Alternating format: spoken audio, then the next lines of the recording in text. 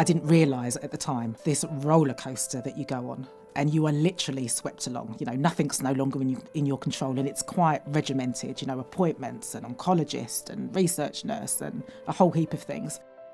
Going through my treatment, I had a lot of sort of physical side effects, and I think it would have been really good to have known sort of simple ways to help myself.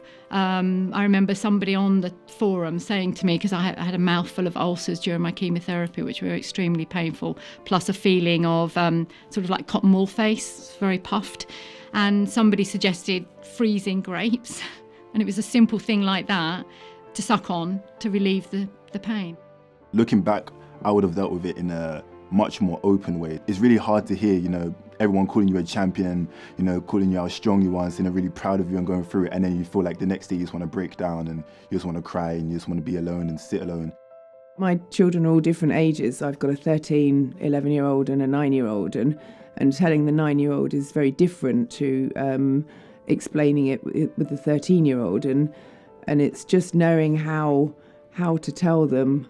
And indeed, how much to tell them. Do I tell them everything, or do I keep some of it back?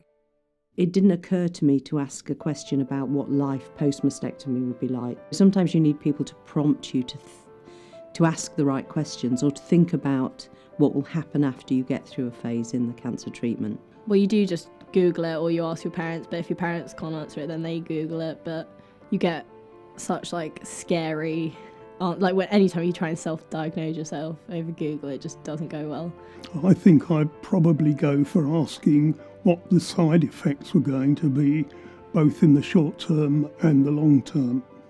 They're questions that are going on inside your head, and those are things that you want to say out loud, because it's only when you say them out loud that they kind of escape from going around on that loop inside your brain, and you're asking the same question over and over again with no answers and nobody to tell you that it's okay to feel this way. And even if there isn't an answer, it's still worth asking for the reassurance that can come through asking that question.